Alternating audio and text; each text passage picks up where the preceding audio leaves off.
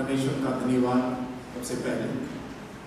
और अमृतसर के Elohim Brethren fellowship, Punjab के समूचे उनके दास लोग, प्राचीन विश्वासी गण कलीसियाएं, ये निमंत्रण मुझे इस सम्मेलन में मेरे प्रियतम सहकर्मी भाइयों के द्वारा साथ भाई जकीर जेकब, भाई सैमसन और अन्य प्रभु के दासों के साथ दिया गया, उसके लिए मैं शुक्रगुजार करता हूँ।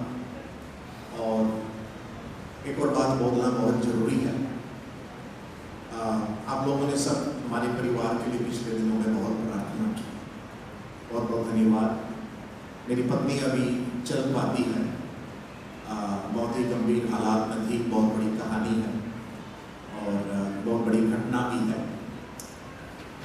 आग के भट्टी में से कैसे प्रभु लेकर गया, बाहर निकाला, और आप लोग सब इन दिनों में हमारे लिए प्रार्थना की, उसके लिए बहुत बहुत धन्यवाद। उनका किडनी केवल 40% काम करता है, फेफड़ा केवल 60% से भी कम है अभी, दोनों आंखें करीब करीब खराब हो चुकी है, शरीर के एक अंग धीरे धीरे कम होते जा रहे हैं। हमारी 2 बेटियां हैं, बड़ी बिटिया बेंगलोर में है, छोटी बिटिया दिल्ली में है, और मथुरा में सेवा करते हैं। वहाँ पर कलीसिया है, गाँव में सेवा है, बाइबल स्कूल है, और इन बातों के लिए कृपया और भी प्रार्थना करते रहिए। मेरा दिल आज बहुत धन्यवाद से भरा हुआ है। मदन पॉल अंकल यहाँ बैठे हैं, सबसे सीनियर वर्कर। मैं जब 15 साल का था तो मेरे घर आए थे भिलाई में, छत्तीसगढ़ में। आंटी थी और उनके सुंदर बेटियाँ थी। गर्मी का मौसम था, इनको जुकाम हो गया था। हमने स्टीम, तुलसी का पत्ता डाल के स्टीम भाप दिलवाया था। और वो दिन याद आ, 1985 की बात है, मैं 11वीं कक्षा में पढ़ता था, और उस समय से मैं इनको जानता हूँ। 85, 15 और 22, 37 साल। उनके साथ भाई के उम्र 1999 की बात है। कारगिल युद्ध के पहले हम लोग उस समय कश्मीर में थे। मेरी पत्नी फौज में थी, फौज की अफसर थी। नहीं, मैं आया था आपके पास 1973 में। अंकल पठानकोट में आए थे। 1999 में मैं इनके घर गया, पठानकोट के शहर में इनके साथ प्रचार करने के लिए गया था। वो भी यहाँ बैठे हैं, बलहार सिंह साहब बंगा में। क्या मुस्कुराहट है। प्रभु का धन्यवाद हो दासों कर, इनके लिए ताली मारेंगे।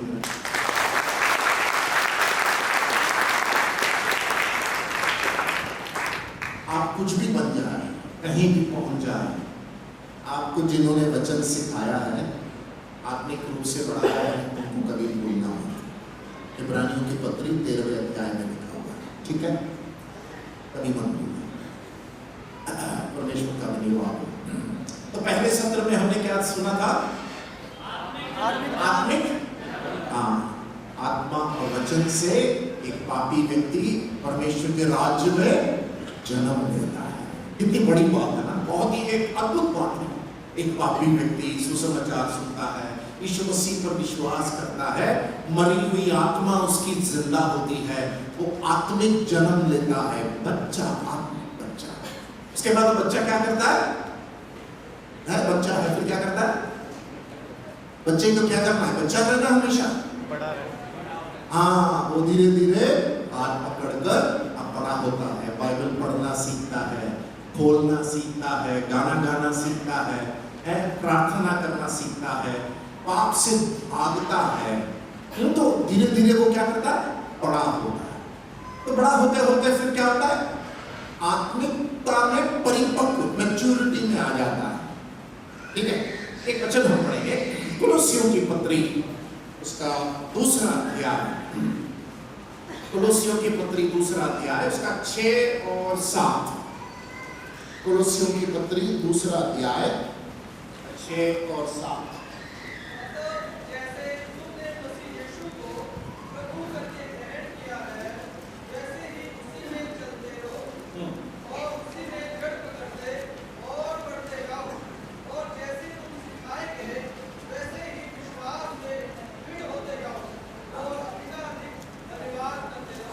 इधर देखो, धन्यवाद भाई, बहुत बहुत धन्यवाद। इधर देखो, पेड़ दिख रहा है?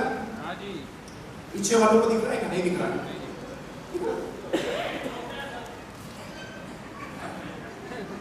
भैया रिसोर्ट के मालिक, मेरे को पकड़ना मत, मैंने इसको वहां से उखाड़ के लेके आया। हाँ जी, वचन में क्या करते हैं? देखिए, जैसे तुमने मसीह यीशु को कैसे ग्रहण किया है, गुरु होकर। अरे पढ़ो ना, 6 आया। कुलोसियों 2:6 कैसे ग्रहण किया? हाँ ब्रदर पढ़िए। प्रभु करके जैसे तुमने मसीह यीशु को प्रभु करके ग्रहण कर इसका लिया। मतलब क्या है? प्रभु करके ग्रहण करने का मतलब क्या है? प्रभु, यीशु मसीह मेरा प्रभु मतलब क्या है? मेरा स्वामी, मैं उसका गुलाम। मेरा प्रभु मतलब इसके अलावा और कोई उद्धार करता नहीं है, ईश्वर नहीं है, परमेश्वर नहीं है, खुदा नहीं है, और यह परमेश्वर मेरा स्वामी, मैं उसका गुलाम। क्या करता है? प्रभु की, स्वामी की बात को नहीं मानता है, मानता है। क्या करता है वो? मानता है। हाँ, मानता है। तो प्रभु होकर ग्रहण किए मतलब हम लोग को प्रभु की बात को मानना है। तो प्रभु होकर ग्रहण कर लिया, ठीक है। उसके बाद क्या? वैसे ही उसी में चलते हो। हम लोग की आदत क्या है? सबकी सुनो, करो अपनी, सबकी सुनो। पादरी साहब क्या मजा है, क्या संदेश दिया है। वो शेर के कान में से जैसे पादरी साहब ने गोली मारा था, यहाँ से मारा और यहाँ से पादरी साहब यहाँ से आया और यहाँ से घर पहुंचते पहुंचते तो सब खलास हो गए। नहीं, उसी में क्या करना? चलते रहो, वर्तमान काल में चलते रहो। शुरुआत कहां से की थी? वहां से चलते रहो, पढ़ते रहो, करते रहो, करते जाओ, रुको मत। ठीक है, आगे क्या पढ़ते हैं? और उसी में जड़। हाँ, इधर इधर देखो, इधर देखो। सबसे पहले ये एक छोटा सा एक पौधा या बीज, पौधा कुछ भी बोल दीजिए। तो मैंने पौधा लगाया, मैं थोड़ा सा खेती बाड़ी वगैरह करता हूँ, सब्जी वगैरह उगाता हूँ। तो पौधे को लगाने के बाद मैं दूसरे दिन सुबह उठता हूँ, तीसरे दिन सुबह उठता हूँ,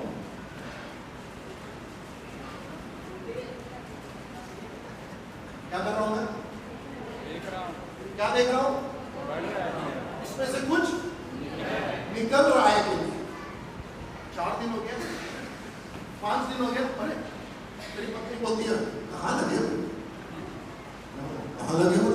खेती में लगे? कुछ नहीं है उसमें। तो कैसे कुछ नहीं?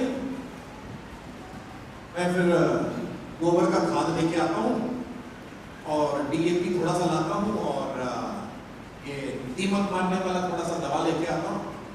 4 दिन हो गए, 5 दिनों का कुछ हो नहीं रहा, फिर थोड़ा सा छिड़कता हूँ, क्या थोड़ा सा मग्गा में थोड़ी सी पानी, पौधे में पाइप से नहीं डालते, मग्गे में डालते, डाल देते। फिर 2-3 दिन बाद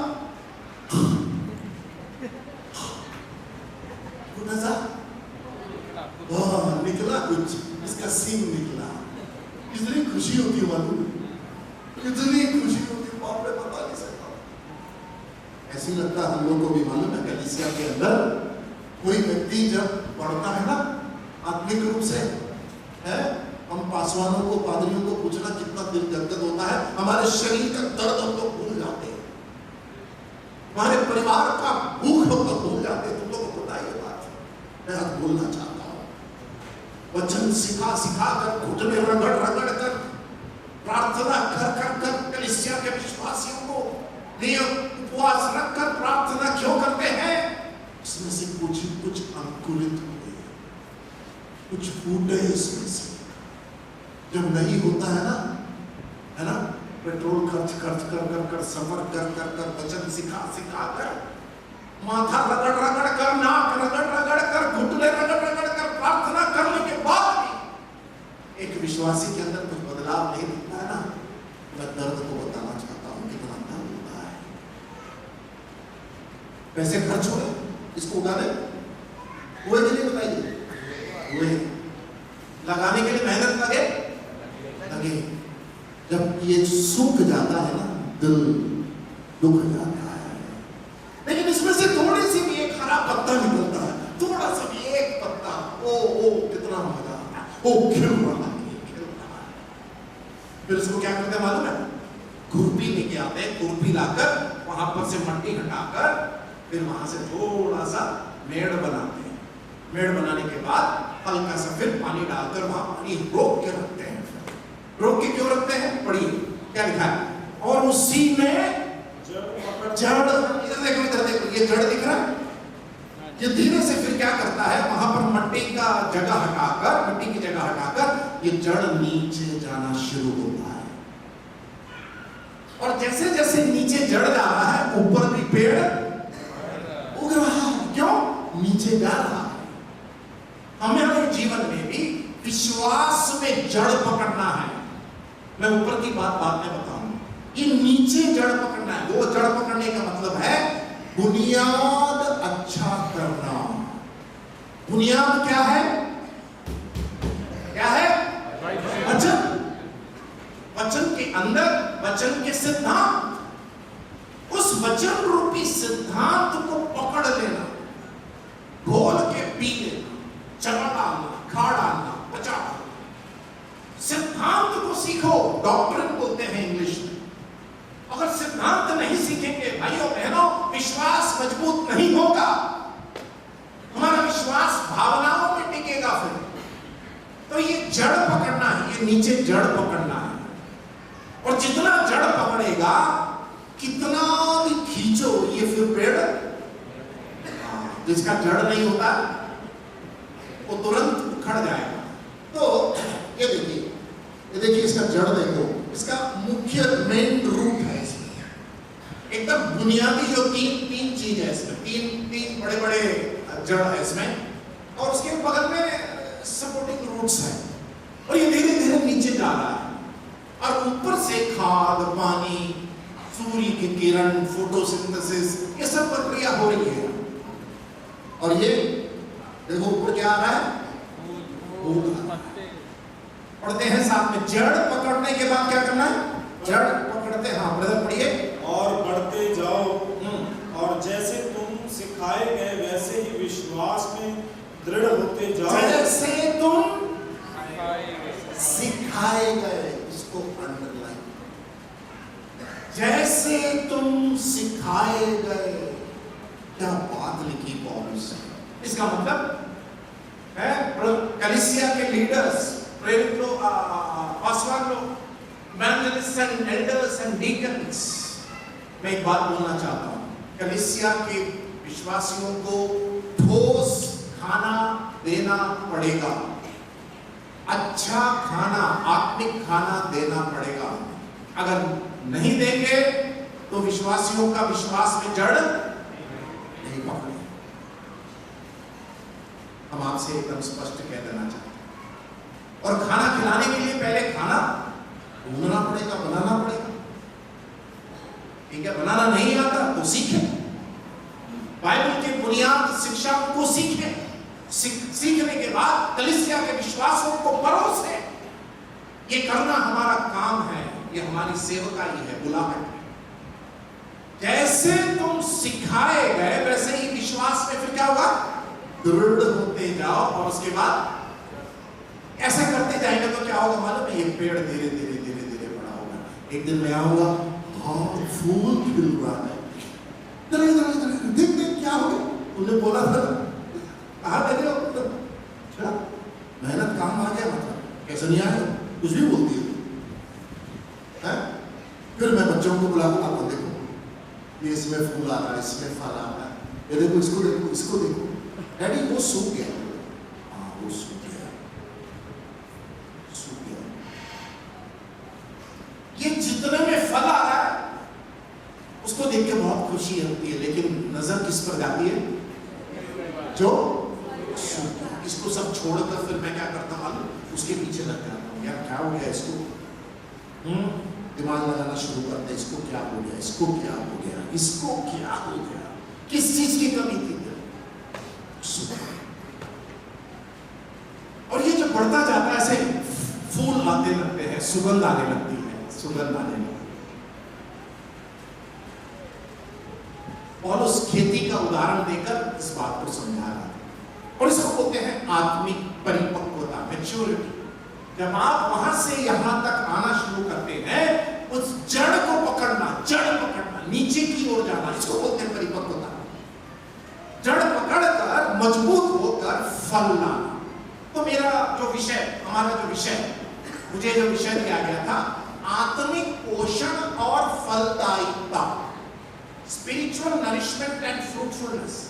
3 सत्र हमने केवल पोषण के बारे में सीखा। पोषण, नरिशमेंट। मेरे आत्मिक जीवन में क्या क्या लेने से आत्मिक रूप से बलवंत हो सकता, उसको सीखा हमने। तो फल कब निकलेगा? जब पोषण सही होगा, है ना? सहमत है? हाँ। तो पोषण सही नहीं है, खाद सही नहीं है, तो फिर फल भी सही नहीं। तो फल अगर अच्छा होना है तो पोषण अच्छा होना चाहिए। तो पोषण के बारे में परमेश्वर का वचन, प्रार्थना, उसके बाद क्या देखा था हमने?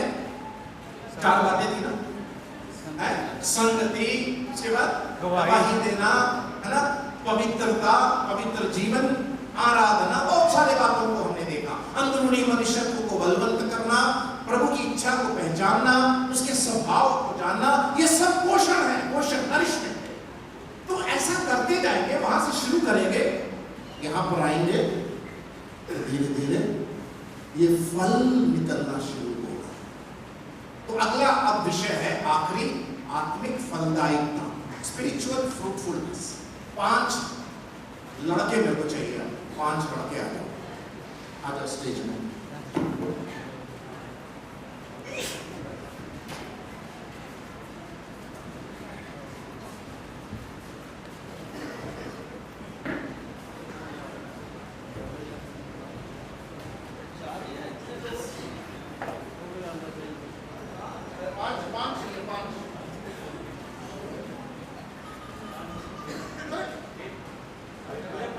पांजी है बेटा जी, ओ पांजी है। चलो 5 बबुआ आ गए। चलो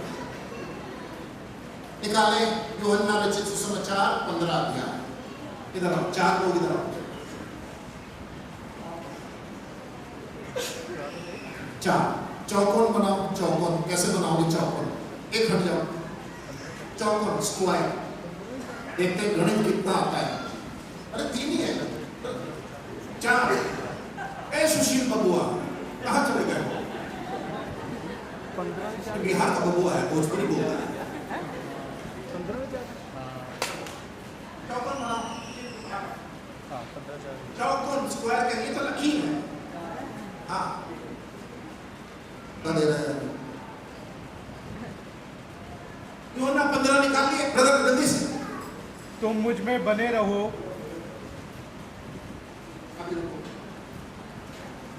चलो, चौकोन बन गया। तालियां, 1 नंबर।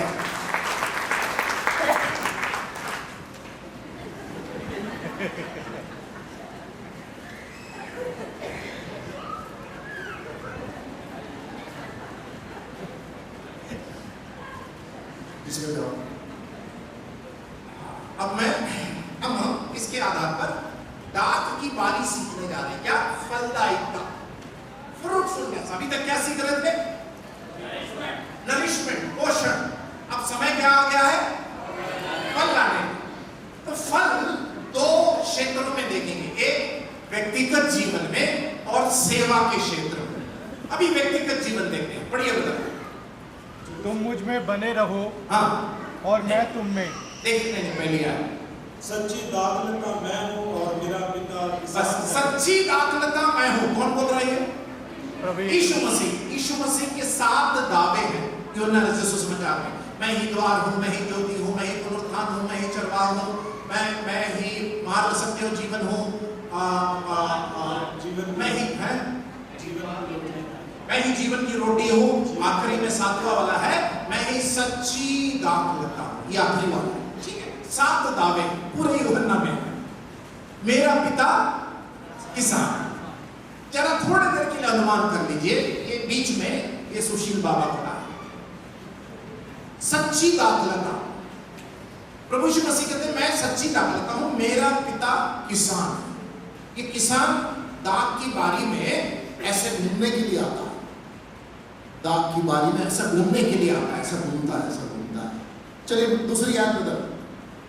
और जो डाली मुझ में है और नहीं फलती उसे वो काट डालता है, और जो डाली मुझ में है और नहीं फलती, ये किसान आता है, उसके हाथ में कैंची होता है, कैंची।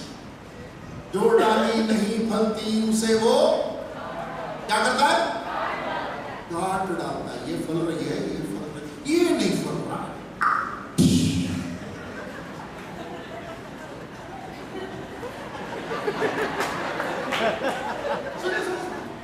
काट डालता है। इसका मतलब क्या है? उधार नष्ट हो गया है?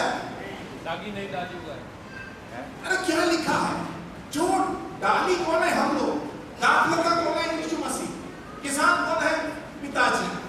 पिताजी आते हैं, देखते हैं बारी में डाली को नहीं फलती, उसको काट देते हैं, तू जा, नष्ट हो गया।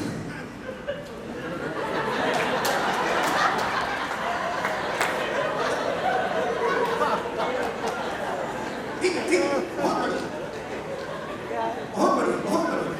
काट देते हैं। इसका मतलब उद्धार नष्ट नहीं हो रहा है। बहुत लोग ऐसे सिखाते हैं वो डाली नष्ट होगी मतलब नरक चलेगी। नहीं नहीं, देखिए वहां पर जो मतलब है काट डालना, यूनानी भाषा में एरो है, AEIRO।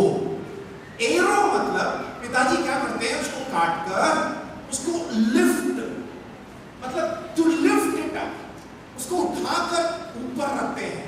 वहां पर लिखने का मतलब वो है, उसको उठाकर फेंकना नहीं है। उसको क्या करते हैं? और सूर्य की रोशनी मिले। बड़ा कमजोर है बेचारा, बड़ा कमजोर है। कुछ लोग होते हैं कमजोर रहते, रोते रहते विश्वास में आने के बाद। ठीक है, तो पहली डाली जो आकर ऊपर रख देते हैं। दूसरा ब्रदर आगे पढ़िए। और उसे वो काट डालता है, और जो फलती है उसे वो छांटता है। फिर एक दिन पिताजी आता है, दूसरी डाली को ढूंढता है, जो फल रहा है उसको क्या करता है? छांटता है। दर्द होता है तो उसको क्या करता है? छांटता है। इधर थोड़ा सूखा है, दर्द हो रहा, छांटता है, ये सब गंदा है, छांटता है।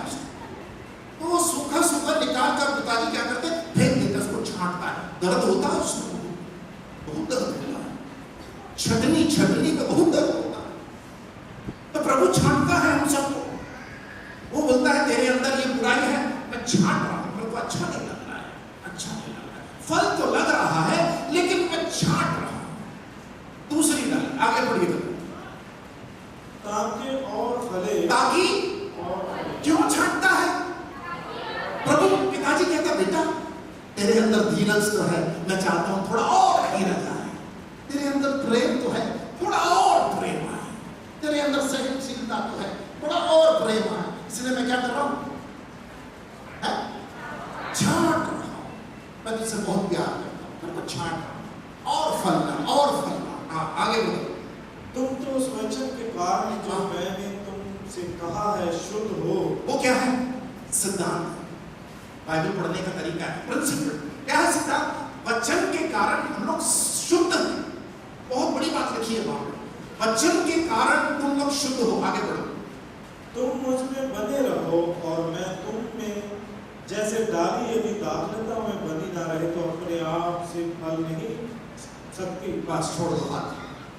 दाखलता कौन है? यीशु मसीह। यीशु मसीह कहते हैं तुम मुझ में बने रहो। दोनों हाथ से तुम मुझ में। सुशील जिंदगी में ऐसा सोचा नहीं, मेरे को पकड़ के इतने लोग खड़े रहे हैं।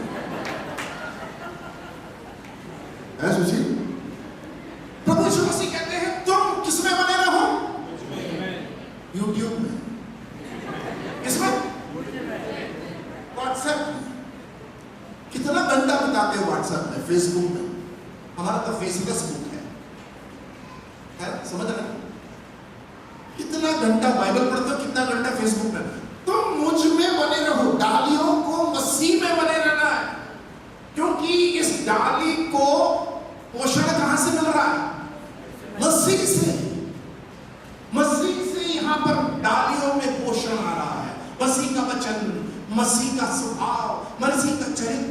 मसीह का प्रेम, मसीह का मन, मसीह में से डालियों के अंदर पोषण जा रहा है।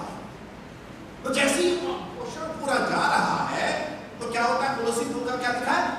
जड़ पकड़ता है। क्या पकड़ेगा? जड़ पकड़ेगा। ठीक है, क्यों? क्योंकि मसीह में बना हुआ है, मसीह में बना हुआ। ब्रदर आगे पढ़िए। वैसे ही तुम भी यदि मुझ में बने ना रहो तो नहीं फल सकते। मुझ में बने ना रहो तो फल नहीं सकते।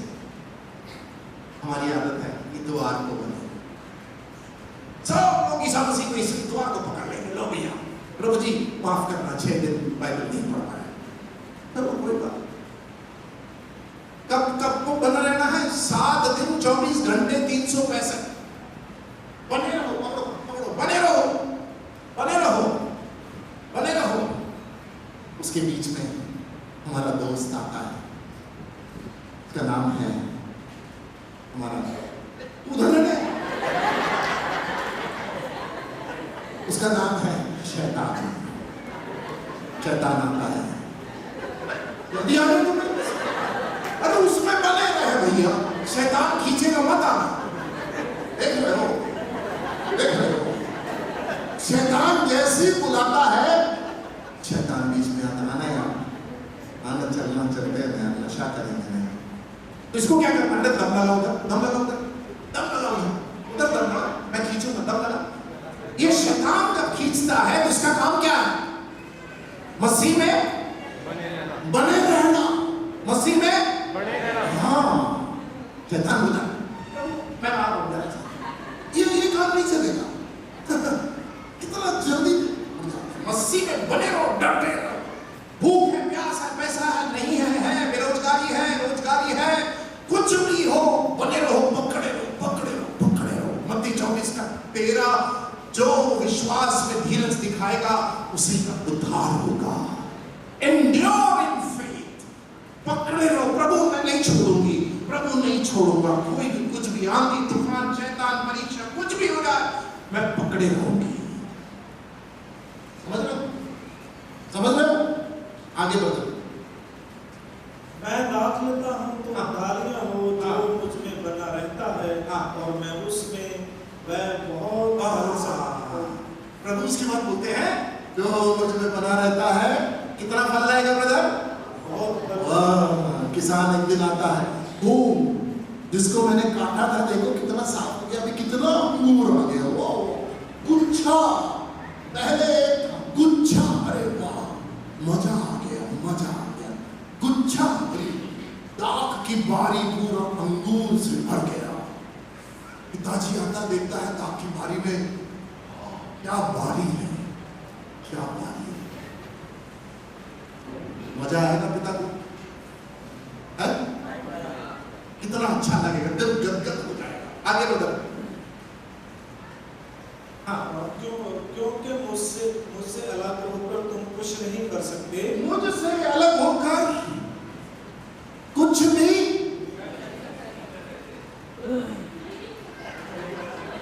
कुछ भी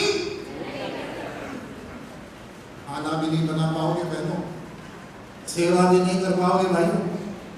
एक बार मैं अंडे का बहुत अच्छा बावर्ची हूं मैं, तो एक बार की बात है कि मदन पॉल भाई साहब लोग हमारे कश्मीर में आए थे, तो बैठे तो याद आया मेरी पत्नी ड्यूटी में, 13-14 लोग आ गए, रात का खाना बनना है।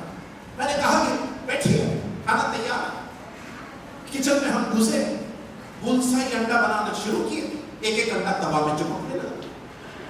हम तो सारे सोचे कि अंडे के माहिर, एक अंडा चिपक गया तवा में, दूसरा भी चिपक गया, फेंक दिया, तीसरा भी चिपक गया। प्रभु ने कहा तू मेरे बिना बेटा अंडा भी नहीं बना पाएगा, याद रखना। तो बहुत बना लिया, सबक सिखाऊंगा तेरे को। सुने रखो, प्रभु के बिना हम लोग कुछ भी नहीं कर सकते। यहां से वहां तक चल के भी नहीं जा सकते, गाड़ी नहीं चला सकते, पढ़ सकते, प्रचार कर सकते, खाना नहीं। प्रभु मुझे तेरी जरूरत है, रोज सुबह उठकर ये बोलिए, कुछ नहीं कर सकते। कहां तक जाएंगे अपनी ताकत से? रुक जाएगी गाड़ी। आगे बदल। यदि कोई मुझ में बना ना रहे, हाँ, तो वह डाली के समान फेंक दिया जाता है और सूख जाता है। लोग उन्हें बटोर कर आग में झोंक देते हैं और वे जल जाती हैं। ये शब्द को, ये आयत को गलत ना समझिए। ये उस डाली के बारे में है जो फल नहीं रहा है, उसको बार बार प्रभु मौका देने के बावजूद भी उसको फेंक देता है। उद्धार नष्ट नहीं हुआ, उसकी गवाही खत्म हो जाती है।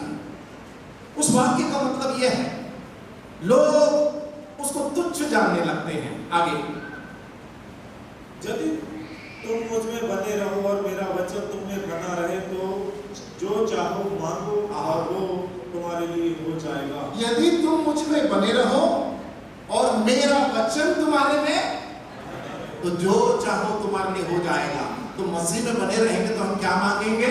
मसीह को जो पसंद है वही मांगेंगे, मसीह की इच्छा में मांगेंगे हम, क्योंकि मसीह में बने हैं।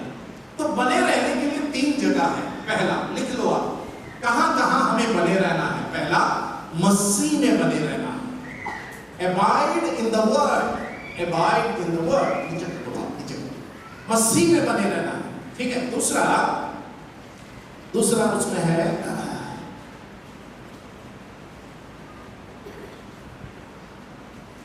मसीह में बने रहो। कौन सी आयत पढ़ा बदला आपने? 7वीं आयत पढ़ा, ठीक है। 8वीं आयत, हाँ, मेरे पिता की महिमा इससे होती है कि तुम बहुत सा फल लाओ। वो फल क्या है? गलातियों की पत्री 5:22, आत्मा का फल, फ्रूट ऑफ द स्पिरिट। वो फल जब दिखने लगता है डाली में, तब ये परिपक्वता की ओर हम बढ़ते हैं। कौन सा है? प्रेम। 9 फल वहां पर है। तो हम जो उद्धार पाए लोग हैं, हमारे जीवन में से ये फल दिखना चाहिए। जब माफ करने का मन नहीं करता है, माफ करो। गलती नहीं है तब भी माफ करो, माफी मांग लो। प्रेम करें, धीरज रखें, सहनशील बने, है। वो सारे फल को मसीह में बने रहकर प्रकट करना है। और एक और बात बोलता हूं, पति और पत्नी के संबंध में ये बहुत काम होता है। जब पत्नी को माफ करने की बात आती है, तो अक्सर पत्नियां बोलते हैं हम ही हमेशा झूठते हैं, है ना। पति को पत्नी से माफी मांगने से कोई बुराई नहीं है, झुक नहीं करोगे, औदा कम नहीं होता है। गलत है तो माफी मांगे। क्यों? ये आत्मा का फल है, that is the fruit of the spirit. सहनशील बने। लड़ाइयां क्यों होती है परिवारों में? आत्मा का फल नहीं है। इसलिए जो चीज उतारना है उतारे नहीं है, जो चीज नहीं पहनना है उसको पहन रखें। क्या पहन रखें? क्रोध, जलन, ईर्ष्या, वैरभाव, दुश्मनी, वो सब पहन के रखें। जो पहनना है नहीं पहनना। तो मसीह में बने रहो। उसके बाद लिखा है, अगर ऐसा करोगे तो बहुत सा फल लाओगे, तभी तुम मेरे। कौन कौन ईसाई में बने रहना चाहता है? कौन कौन चेले बनना चाहता है? चेले बनो, यीशु मसीह के चेले बनो। चेलों को प्रभु यीशु मसीह उपयोग करता है। इनके लिए तो जोरदार ताली मारो। ठीक है। उसके बाद देखिए, बहुत सा फल लाओ तभी तुम मेरे चेले ठहरो। उसके बाद देखो, जैसा पिता ने मुझसे प्रेम किया वैसे ही मैंने तुमसे प्रेम रखा, मेरे प्रेम में बने रहो। दूसरा, पहला वचन में बने रहो, दूसरा कहां बने रहना है? मसीह के प्रेम में बने रहो। ठीक है। तीसरा हम देखते हैं, मसीह के प्रेम में बने रहो। उसके बाद, यदि तुम मेरी आज्ञाओं को मानोगे तो मेरे प्रेम में बने रहोगे,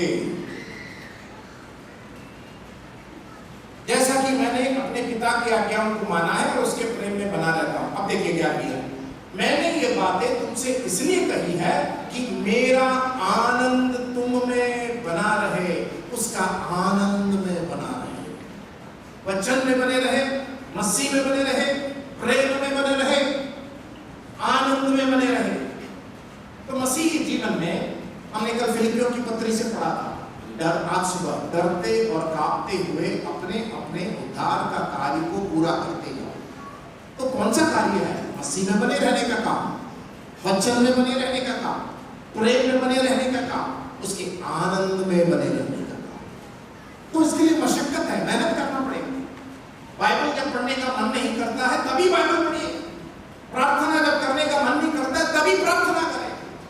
स्वभाव में बनाओ इसको, स्वभाव में डालो, अच्छे स्वभाव को बनाइए। बाइबल पढ़ना, प्रार्थना करना, जो चीज नहीं देखना है उसको नहीं देखना, जहां नहीं जाना है वहां ना जाइए, ठीक है।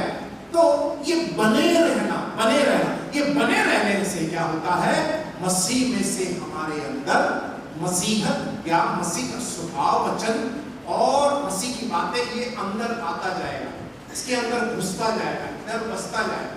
तो जितना ये मसीह की बातें ये अंदर जाता जाएगा उतना पेड़ में क्या आएगा, फल आएगा। उतना मसीह में क्या, वो उस डाली में क्या आएगा, फल आएगा। अच्छी बातों का फल, ठीक है, आत्मा का फल, प्रेम करना, भलाई करना, सहनशील बनना। निकालिए गलतियों की पत्री 5:22, वो पढ़ना जरूरी है। 5:22, गलतियों की पत्री 5:22। देखिए आत्मा का फल सबसे पहले क्या है, प्रेम। उसके बाद हाँ पढ़िए, आनंद, मेल, धीरज, कृपा, भलाई, विश्वास, नम्रता, संयम। ऐसे ऐसे कामों के विरोध में कोई भी। लेकिन ऊपर एक जगह में देखिए क्या लिखा है वहां पर, 19 से। शरीर के काम तो प्रकट है, अर्थात व्यभिचार, गंदे काम, दुष्टपना, मूर्ति पूजा, टोना, बैर, झगड़ा, ईर्ष्या, क्रोध, कुट, विधर्म, भाव, मतवाला। आत्मा का फल जहां पर है वहां बगीचा है, वहां से सुगंध आ रहा है। 19वें आयत में वहां पर कारखाना है, वहां से धुआं निकलता है। आत्मा का फल जहां पर वहां क्या है, क्या है, बगीचा है। बगीचे में बदबू आती है, सुगंध आती है, सुगंध। 19वें आयत में देखो क्या लिखा है, मूर्ति पूजा, टोना, बैर, झगड़ा, ईर्ष्या, विरोध, फूट, विधर्म, डाह, मतवालापन, लीला, क्रीड़ा। यहां से सुगंध आएगा कि दुर्गंध आएगा? वहां से दुर्गंध की धुआं, बगीचे से सुगंध। तो हमारे जीवन से ये दुर्गंध की धुआं निकलती है या फिर उस अच्छे फल का सुगंध निकलती है? निर्णय करें। फलदायक जीवन। अब ये फलदायक जीवन परमेश्वर का घर कलीसिया में कैसे प्रकट होगा? सवाल ये है। हम लोगों को प्रभु ने कलीसिया में रखा है, उसको कहकर मैं सवाल करना चाहता हूं। कलीसिया के अंदर कुछ लोग एकदम मुख्य दर्शक होकर बैठे हैं, स्पेक्टेटर, देखने आते हैं कलीसिया में होता क्या। कलीसिया में ऐसे हाथ के ऊपर हाथ डालकर ना बैठे। कलीसिया में आप क्या कर सकते हैं उसको करिए। बहनों के बीच में सेवा है, भाइयों के बीच में सेवा है। निकालिए फलदायकता कलीसिया के अंदर। 1 कुरिन्थी 12वां अध्याय, बस 2-3 आयत पढ़कर समय की कमी के कारण मैं समाप्त कर रहा हूं। 1 कुरिन्थियों 12 अध्याय उसका 12वीं आयत जल्दी पढ़े। क्योंकि जिस प्रकार से प्रकार देह तो एक है और उसके अंग बहुत से हैं, और उस एक देह के सब अंग बहुत होने पर भी सब मिलकर एक ही देह है, उसी प्रकार मसीह भी है। 13 क्योंकि हम सब ने क्या युवती तो है, क्या जुनानी, क्या दास हो, क्या स्वतंत्र, एक ही आत्मा के द्वारा एक देह होने के लिए बपतिस्मा लिया, और हम सबको एक ही आत्मा पिलाया गया। एक बपतिस्मा, पवित्र आत्मा के बपतिस्मा के द्वारा हमें कलीसिया का अंग बना दिया। वो बहुत बड़ा टीचिंग है, मैं उसमें नहीं जा रहा हूं। तो हम लोग को सब कहां रखा है प्रभु ने? कहां रखा प्रभु ने भाई? उद्धार पाने के बाद उद्धार पाए व्यक्ति को कहां रखा गया प्रभु ने?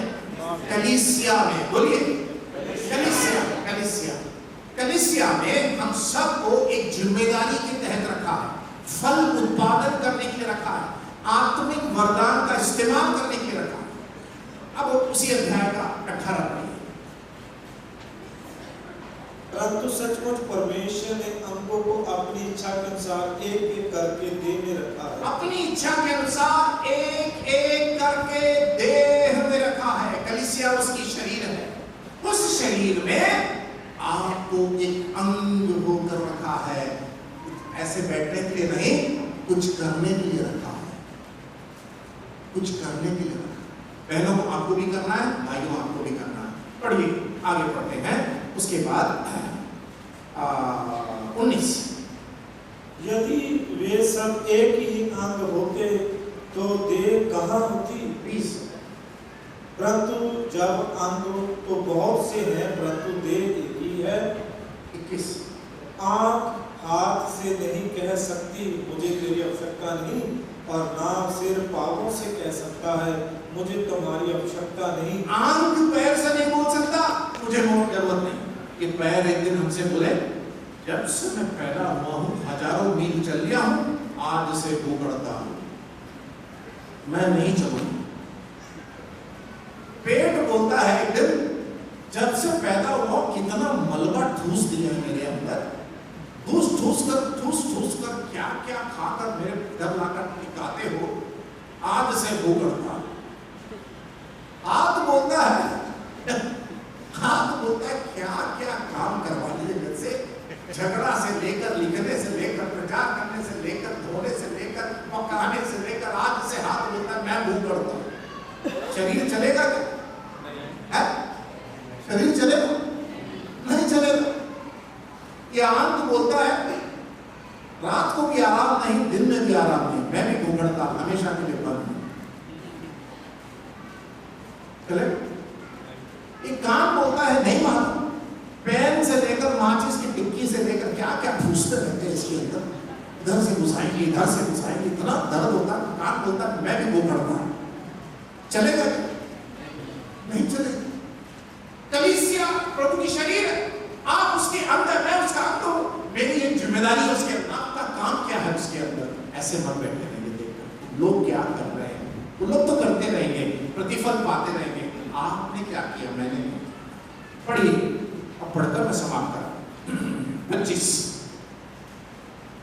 आपके देह में फूट ना पड़े परंतु अंग एक दूसरे की बराबर चिंता करें। एक दूसरे की बराबर चिंता करें लिखा हुआ है, एक दूसरे की चिंता करें नहीं, बराबर चिंता, बराबर चिंता करें। मुझे इसलिए इस कलीसिया में प्रभु ने रखा है। 26वीं आयत में, इसलिए यदि एक अंग दुख पाता है तो सब अंग उसके साथ दुख पाते हैं, और यदि एक अंग की बढ़ाई होती है तो उसके साथ सब अंग अनंत मनाते हैं। 27, इसी प्रकार तुम सब मिलकर मसीह की देह हो और अलग अलग उसके अंग हैं। तो कलीसिया के अंदर फलदायक जीवन वो कैसे होगा? हम सबको आत्मिक वरदान प्रभु ने दिया है उद्धार पाने के बाद। एक बहुत बड़ा विषय है, रोमी 12, पहला कुरिन्थी 12, इफिसी 4, पहला पत्रस 4। इस 4 भागों में आत्मिक वरदान के बारे में लिखा हुआ है। एक अलग शिक्षा है, किसी को प्रचार करने का, शिक्षा देने का, किसी को उत्साहित करने का, किसी को दान देने का, किसी को प्रोत्साहन देने का, सबको अलग अलग वरदान दिया है। क्या आपको आपका वरदान पता है? भाई आपको क्या आपको वरदान पता है? वरदान ढूंढिए, प्रभु ने क्या वरदान दिया है उसको कलीसिया में इस्तेमाल करें। उसको बोलते हैं फल उत्पादन करना। हमारा जीवन में हमें जड़ पकड़ना है, जड़ पकड़ना है। और जितना नीचे जाएगा उतना मजबूत होगा, और जितना नीचे जाएगा पोषण मिलेगा, उतना ऊपर में फल आएगा। जब फल आएगा तो सुगंध आएगा, सुगंध आएगा तो लोग आकर्षित होंगे, जब लोग आकर्षित होंगे तब लोग पूछेंगे इस फल का, इस फूल का राज क्या है। जब लोग पूछेंगे तब आप अपना मुंह खोलेंगे, आप अपना मुंह जब खोलेंगे तो मसीह का नाम निकलेगा, मसीह का नाम निकलेगा तो उसकी महिमा मिलेगी, और तब लोग हमें नमक के समान और जगत की ज्योति के समान देखकर यीशु मसीह को जान पाएंगे। ये सूखा है या फिर फल लाने वाला पेड़ है तेरा? नीचे जड़ है या बिना जड़ का? मेरे अजीजों, एक बात कहना चाहता हूं, समय निकल जाएगा धीरे धीरे। एक दिन आप ऐसे ही घर में खाट में बैठे रहेंगे, और सर में हाथ पकड़ के ऐसे बैठ जाएंगे और कहेंगे प्रभु समय निकल गया, मैं बूढ़ा हो गया, कुछ भी नहीं कर पाया प्रभु के लिए। जीवन का अंतिम क्षण जब आएगा, हो सकता है प्रभु से आप कहें प्रभु 2 साल और बढ़ा दे। प्रभु बोलेगा बेटा 2 क्या, तेरे को मैं 20 साल दिया, तूने कुछ नहीं किया, आजा लौट आ, लौट आ। क्या मिलेगा ऊपर? सोचिएगा, प्रभु के सामने जब खड़े होंगे क्या देगा आपको, वो क्या देगा मुझे? अगर यहाँ पर संसार में इस फल को नहीं उत्पादन किए तो वहां पर तो बिल्कुल नहीं कर पाएंगे, उसका समय नहीं है। फल यहाँ पर लाना है, पोषण यहाँ पर मिलना है, प्रेम यहाँ पर करना है, क्षमा यहाँ पर करना है, मसीह को यहीं पर बने रहना है, मसीह के यहाँ पर करना है। समय बर्बाद ना करें, समय बर्बाद ना। आइए अपने समय को झुकाएं। हे हमारे स्वर्गीय पिता, आपसे कितने बार हम माफी मांगे तो कम है। जीवन में बहुत बहुत कमी है, माफ बहुत हल्के में लिया है हमने आपको, बहुत हल्के में माफ। जीवन में उस फल को लाने के लिए, सेवा में फल को प्राप्त करने के लिए प्रभु जी उन आत्मा के फलों को हमारे जीवन में, आत्मा का फल को प्रकट करने के लिए, तुझ में बने रहने के लिए, वचन में बने रहने के लिए, प्रभु तेरी आनंद में बने रहने के लिए प्रभु सहायता कर। जब वहां पर नीचे हम पढ़ते हैं यूहन्ना रचित सुसमाचार में, ऐसे जब हम पढ़ते जाते हैं तो हमें मित्र होकर पुकारता। क्या भयंकर वचन है प्रभु, तूने हमें मित्र होकर बनाया। हाँ प्रभु, तू हमें मित्र होकर बनाया।